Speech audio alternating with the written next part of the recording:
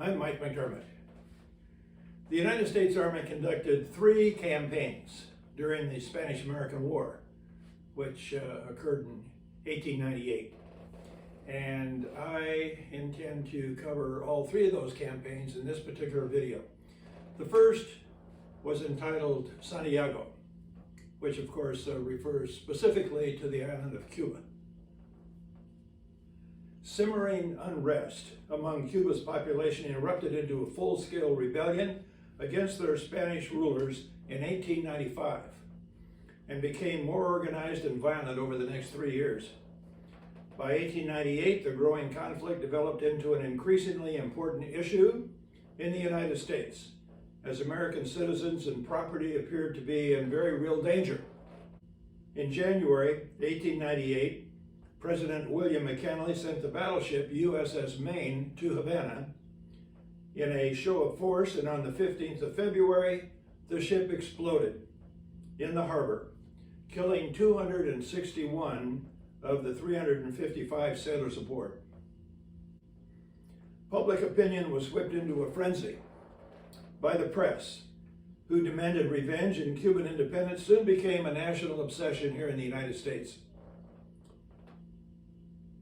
On the 11th of April, 1898, the president submitted a war message to Congress, and 8 days later, a joint resolution demanded Spain's withdrawal from Cuba. Unwilling to accept what they considered an insult to their national honor, Spain declared war on the United States, and Congress reciprocated the following day. The administration proposed an expeditionary force of 70,000 men to seize Havana. While the American Navy outclassed the Spanish Navy, the American Army possessed neither the men nor the materials required to accomplish such an ambitious mission. With that, the president called for volunteers to augment the Army regiments, and General William Shafter took command of the newly constituted 5th Army Corps, which was concentrating at the ill-equipped port of Tampa, Florida. The focus shifted from Havana, however, when a Spanish fleet put into Santiago harbor, the only unblocked harbor on the island that was then available to them. The Army was then ordered to ignore Havana and seize Santiago to force the Spanish fleet to sea.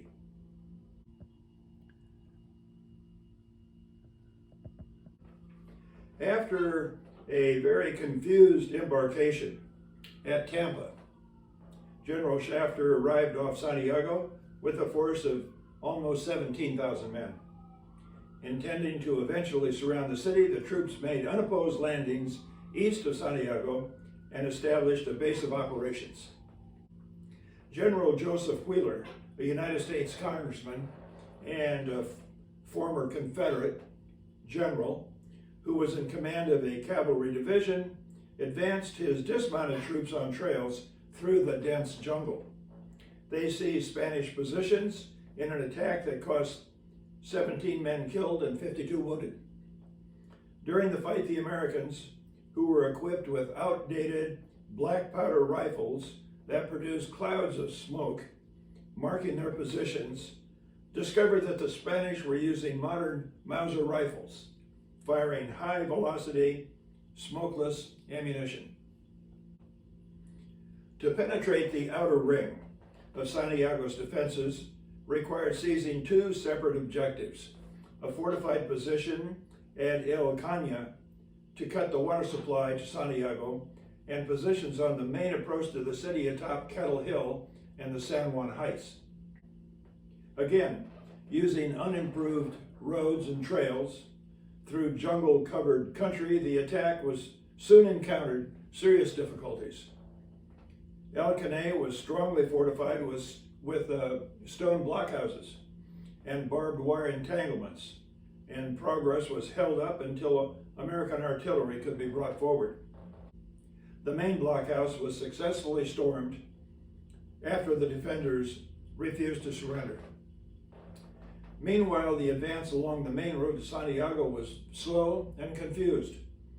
An observation balloon was being towed by the troops, and it provided an excellent aiming point for Spanish guns, and American artillery fired black powder also was soon put out of action by the quick-firing artillery employed by the Spanish. They had very modern arms against what the Americans were equipped with, which was basically post-Civil War equipment.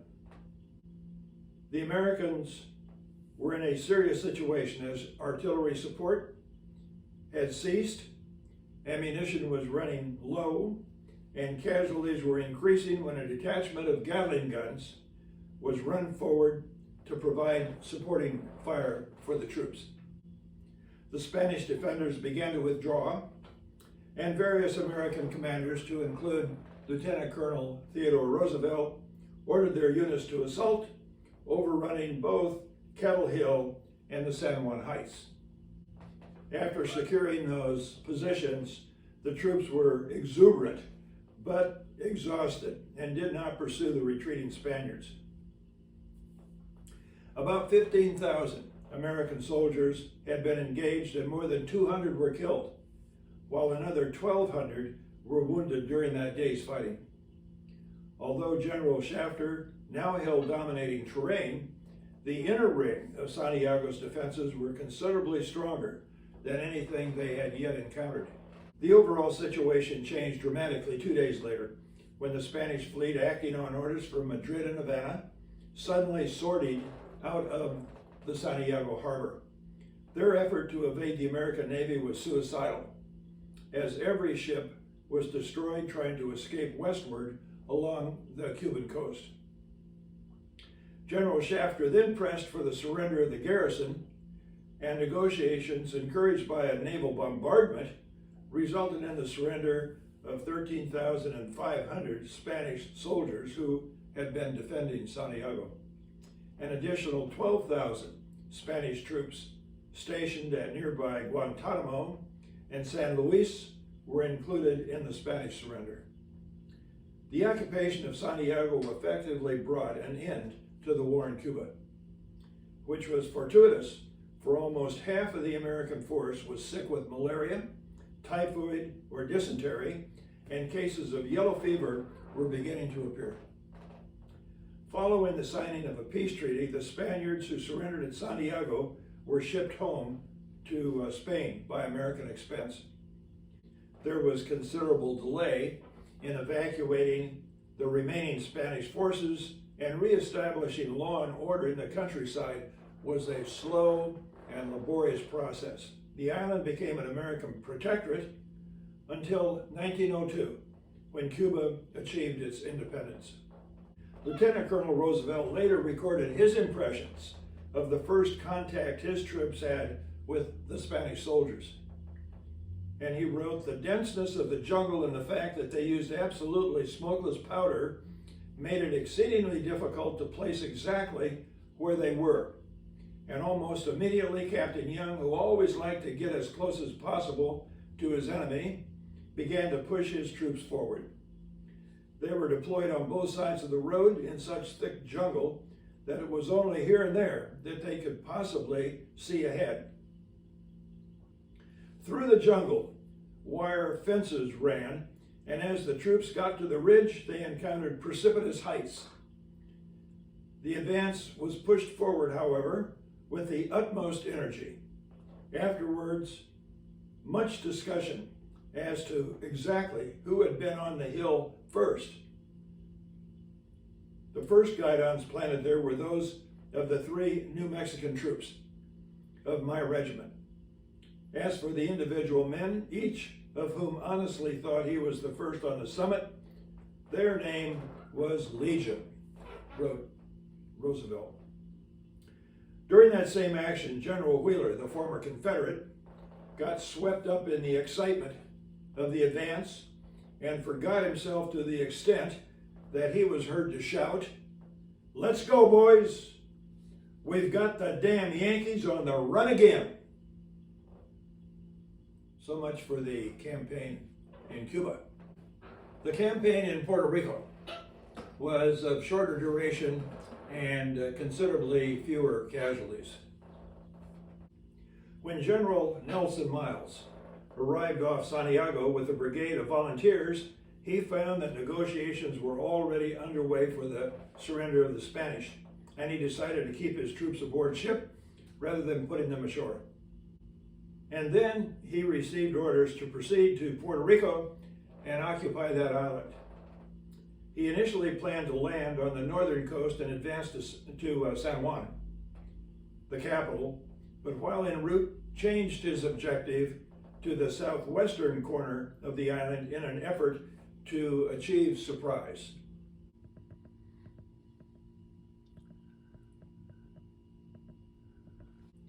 He landed 1,300 soldiers, and he sent the following message to the Secretary of War, Russell Alger, who had just learned of the change of the invasion plans of Puerto Rico from a local Washington newspaper.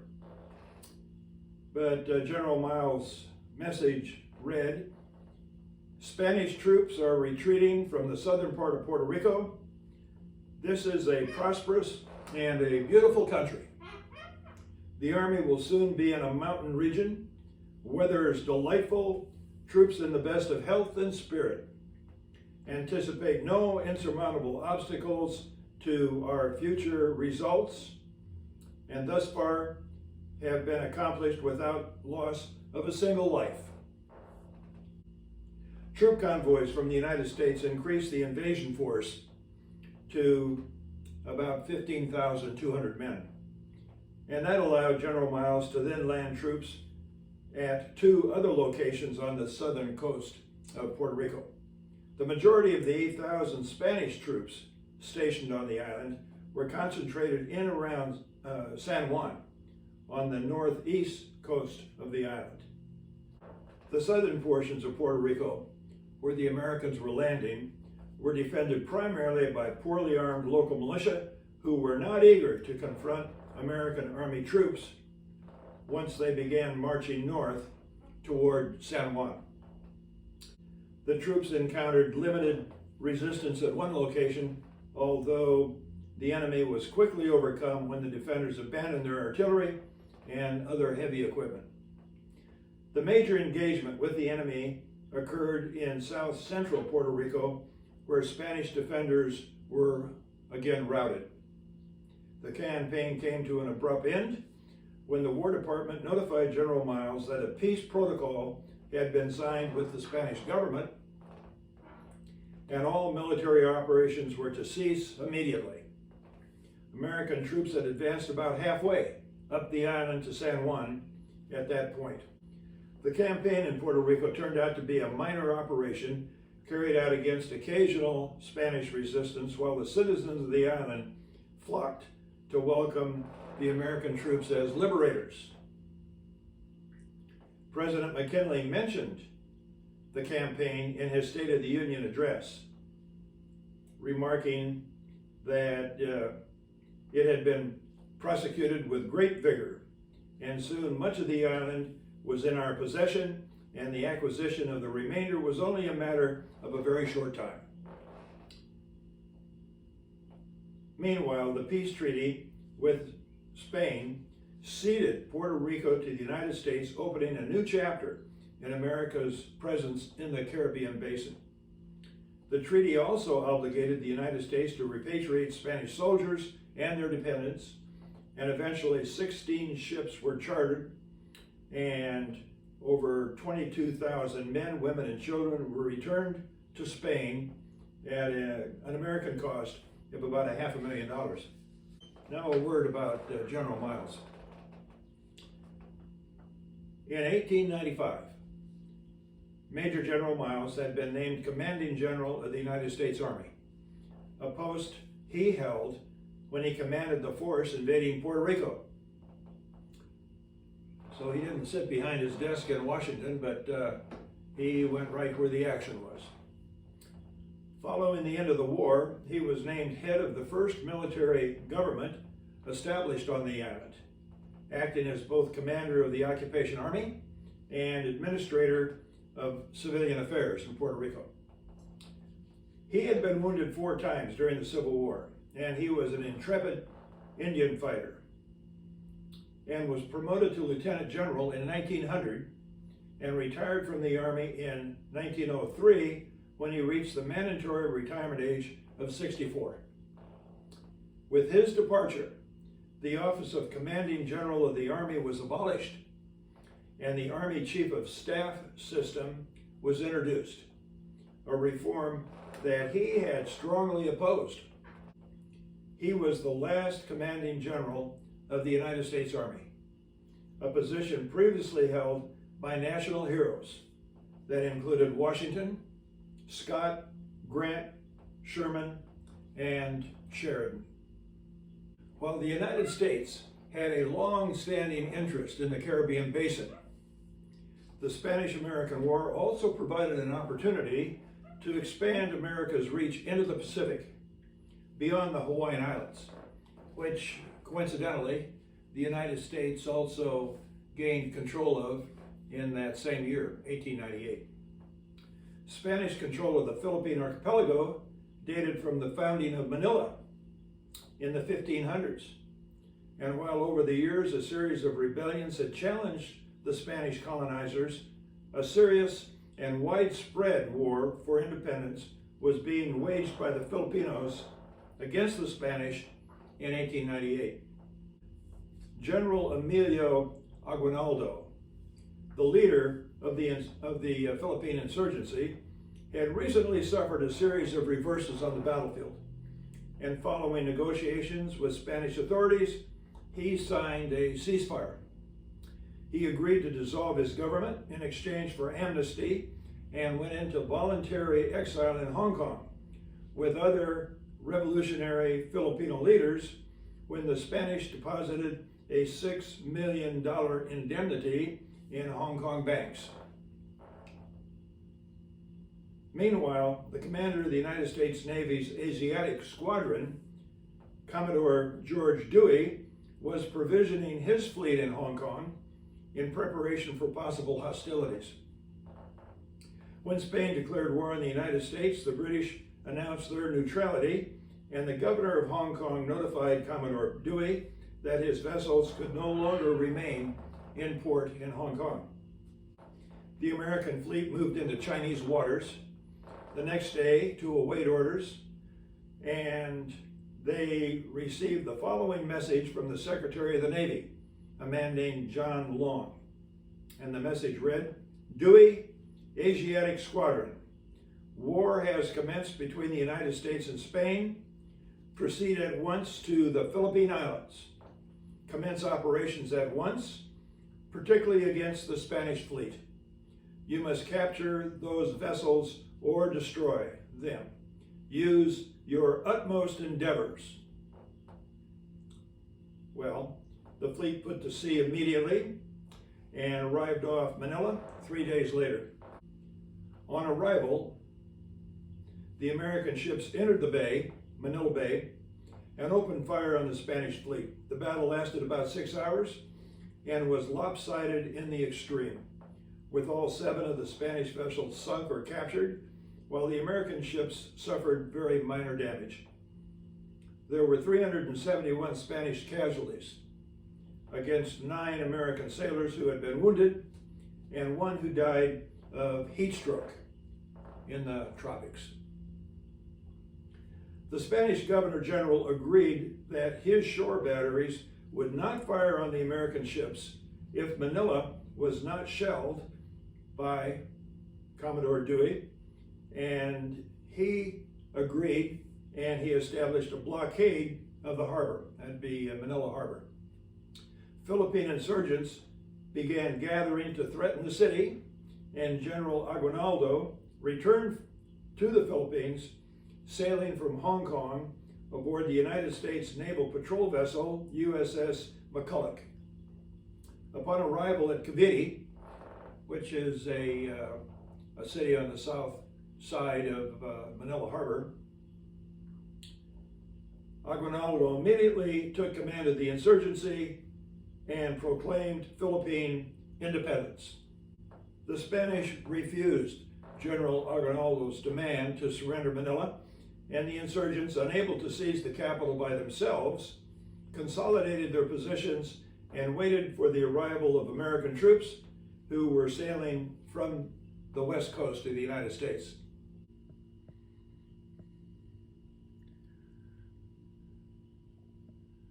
Army General Wesley Merritt's expeditionary force totaled about 11,000 officers and men, but because of a shortage of shipping, they departed from San Francisco in 3 separate convoys. When the last convoy arrived in Manila Bay, the troops went ashore south of the city.